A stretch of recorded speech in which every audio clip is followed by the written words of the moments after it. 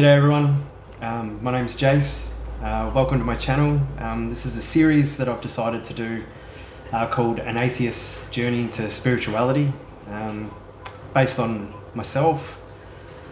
I've been an atheist my whole life, and I've recently had such a wonderful, crazy group of experiences that has changed my way of thinking, has made me extremely happy, and I just feel I need to share this with anyone who feels this might resonate with them. So here we go. A little bit about me.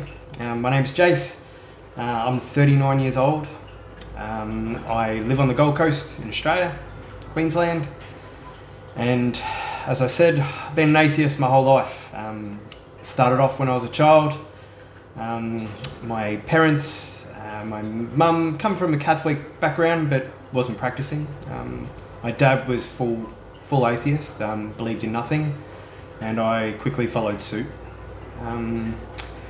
There was a little point of my childhood I can vaguely remember thinking that maybe there was something, I don't know if it was a soul or an essence within myself or others that may have gone on, but that idea pretty much got stamped out while I was still a child. All I knew is I hated religion, still do.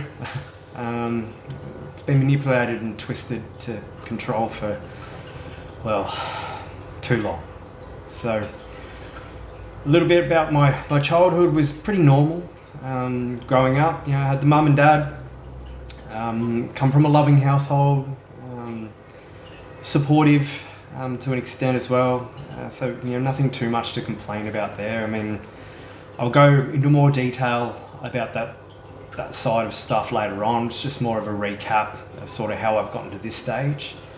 Through my teens, I started, I guess you could say that I had couple different friendship groups that sort of steered me down different paths. I got heavily into drug use. I started off with cannabis, and drinking at a young age. I was a heavy gamer. I still am. I would say the last fortnight or so, I backed off. Just my focus has been a lot more on myself and learning and just better use of the time, I guess. So I haven't found myself doing it, but I think the biggest draw card for my love of gaming we're talking 7 or 8. I got my first Nintendo system when I was 9, but I'd been playing on mates' computers and that before then, Sega and whatever was around at the time. It was that love of fantasy. It was an escape. I had that imagination, and seeing it all unfold and be part of it. That was the attraction for me. So I got wholehearted into it and addicted to it as well. It was another escape. Drugs were an escape, gaming was an escape. All these things were an escape because I'd lost that happiness. I'd lost that feeling inside of I just needed something else. I moved out of home at 15. Moved in with 2 older guys, mates, 19-year-olds. In that point in time,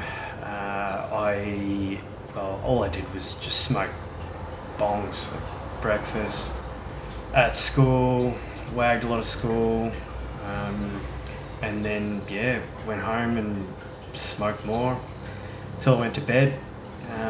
That period of my life, it was about a year all up. I became, I became so skinny. I think I dropped down to I'm going to say, I don't feel like it was 52, maybe 62 kilo, but I was skin and bones. And I was starting to lose a little bit mentally, I think. I had a bit of a breakdown. I moved out of home a couple of reasons. My parents had split. My dad left. Okay, cool. It happens to lots of people. Mum had a boyfriend come and stay with it, or living with us pretty quick, and I didn't like him too much. Didn't like the situation, which sort of drove me to hanging around with these two older mates of mine a bit more. And then when they were getting a new place with an extra bedroom, it all kind of just fell into place for me. And I moved out, and that was that. I was getting into local pubs. It was a country town at that point of my life, so I had facial hair earlier in my younger days. So I remember, going up to walking up to the bouncer, and a 19-year-old mate was getting asked for ID, and I was getting waved in. So that worked out pretty well for me. I could experience whatever I wanted to do at a very young age. Then, like I said, a year passed on living there, and the pot got to me. Malnourished, everything just came to a halt, and I realised I needed to stop and get out of this environment.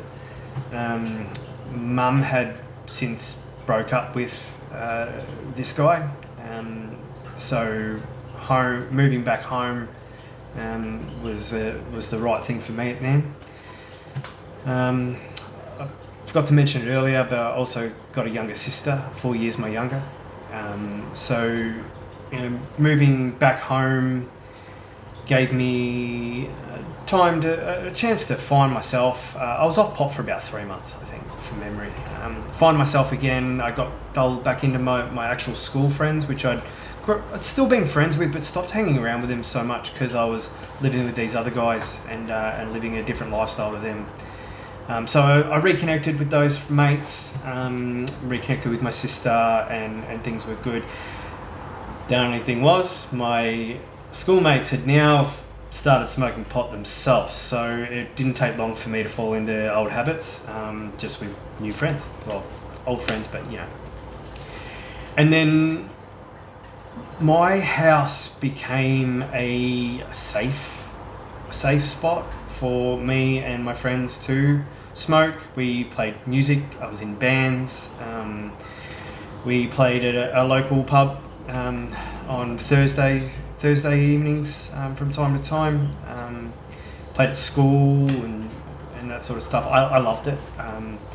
Smoked and played music, and it was good fun, good time in my life. But my mum loved having us all around, so my house quickly became the safe place for everyone to come and hang out and play music and smoke and do our thing. My sister also loved having me back home. We were always very close growing up, and it worked out well. And then I think I was 18, almost 19. That was when I decided to take off to Melbourne. And that was where I basically started the nightlife side of things. That pushed through to my late teens, where I stepped it up a notch, I guess you could say. I dabbled in pretty much everything and anything for a good 4 or 5 years, I would say. Became a pretty big part of my life from the age of 19 to 23, I'd say.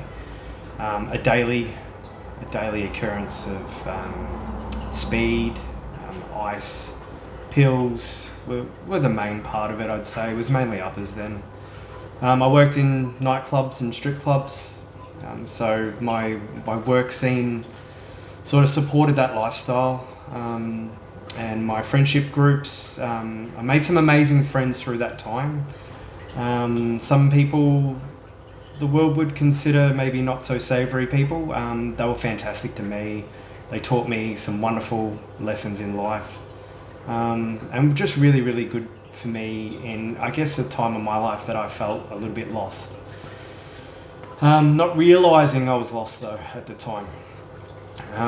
Moving forward through that phase, I moved away from that scene. Still in hospitality, ended up managing or being an assistant manager of a brewery for 3 or 4 years. In that time, I smoked back to marijuana. I smoked pot pretty much to get myself off all the harder stuff, and then drinking as well. So that was the bulk of that. I know now I've got a very addictive personality, and that's played a big part in me going through each stage, I guess you could say. Through those years, pot ended up right up to my, I'm going to say 29-ish, I think. Smoked regularly and then stopped. My career path changed as well. Got out of hospitality, went into sales, eventually started a mature age apprenticeship to become an electrician. That focused through 4 years, so I was qualified by the time I was 33, I think, from memory. And then in that time learned the air conditioning side of things. So I worked for 2 years as a qualified electrician, and then made the leap, went out and made my own company and ran my own show, which I still do to this day. And it's only till now that I've started to figure out that maybe that's not my calling. Maybe my calling is to share my story and try and help some people just feel happy and better the way I feel now. So here I am.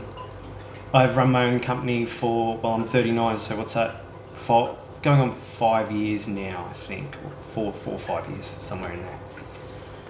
And I thought this was what I was supposed to do. I was happy, I am making good money, and I thought everything was sort of falling in line. I'm married and have a couple of kids, a couple of boys, and life is good. It's only just recently realising now that there's another path for me to follow. So that's my background, I guess you could say.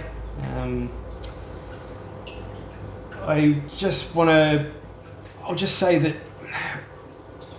when it came to, I'll follow through with the awakening side on the next episode. I guess what I really wanted to just portray in this video was just a little bit about myself, my background, and to show that I was so far away from spirituality of any kind.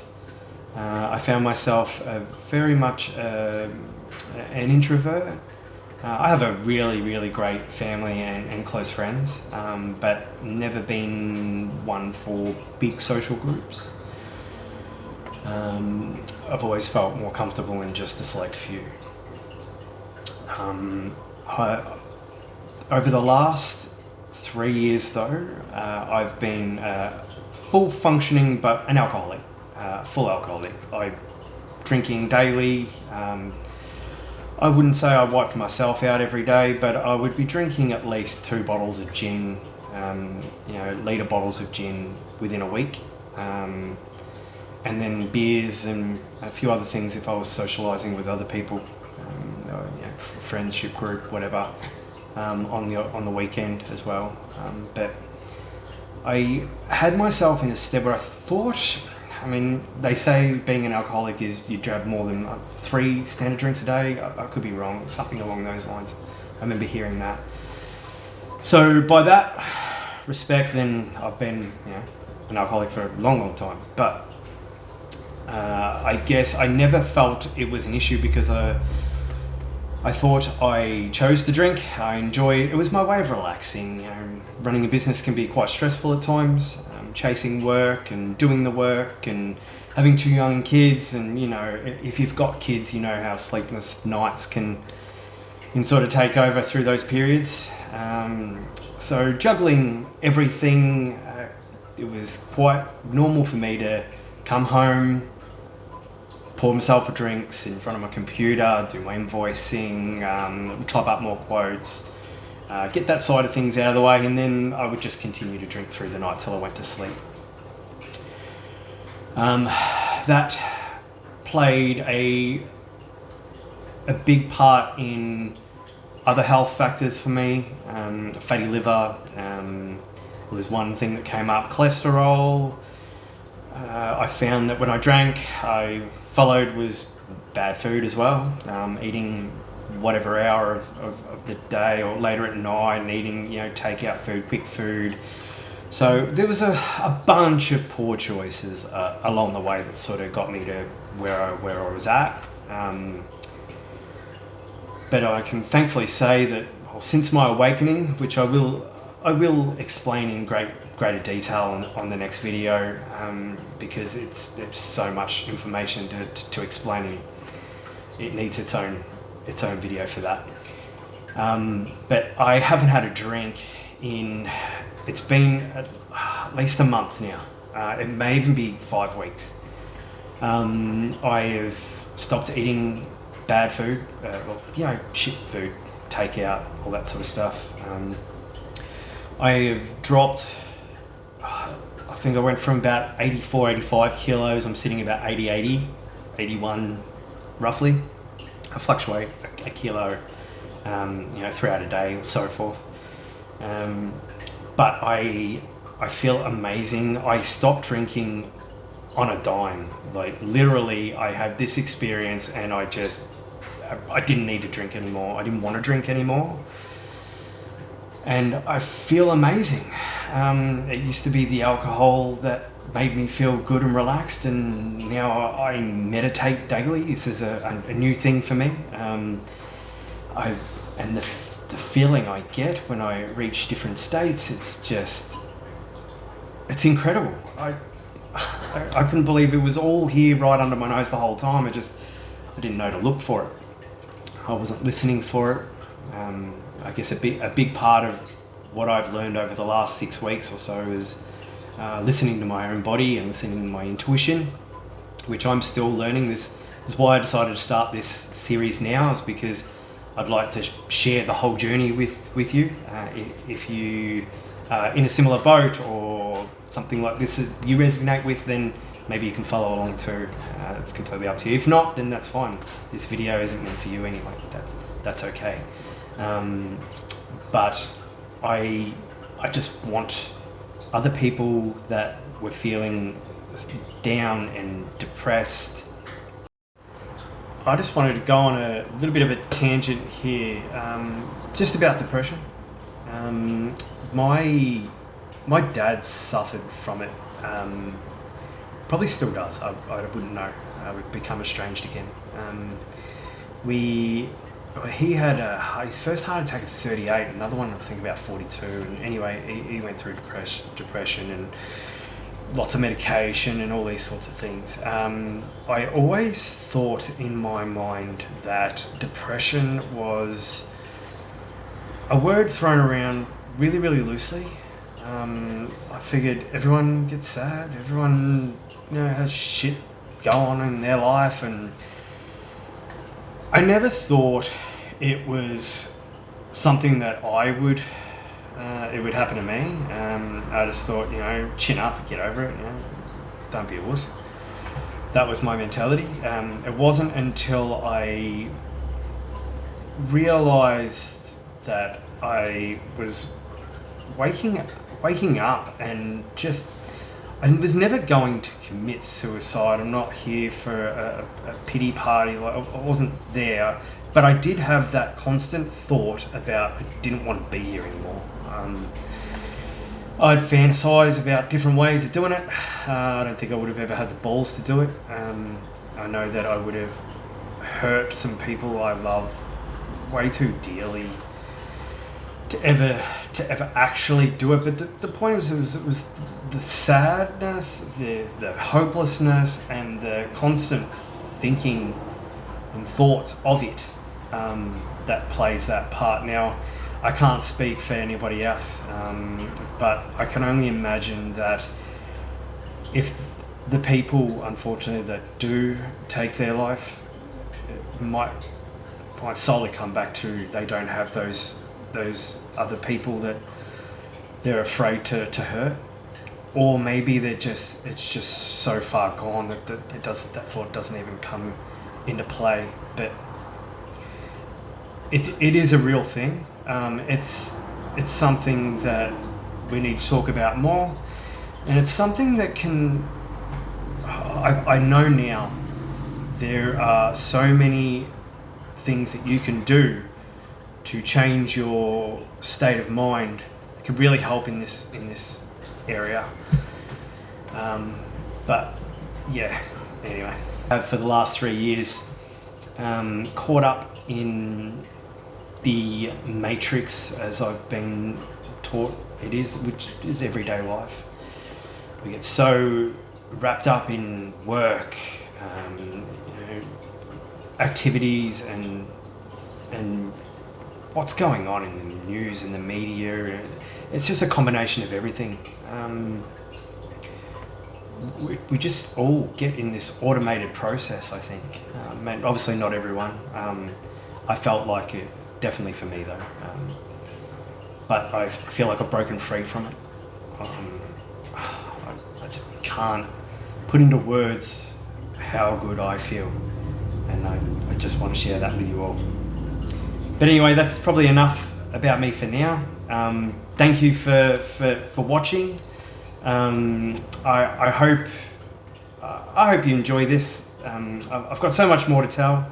If you are interested, please jump on to the next one, and let's enjoy this ride together. Please hit like, share the video to anyone you think maybe I resonate with, or my story resonates with. Maybe I can help someone else there that might not be feeling the way they should. Everyone should feel happy and blessed and just energized. That's what this is all about. So thank you once again, and peace, light, love, and high frequencies. And I'll see you on the next one. Bye for now.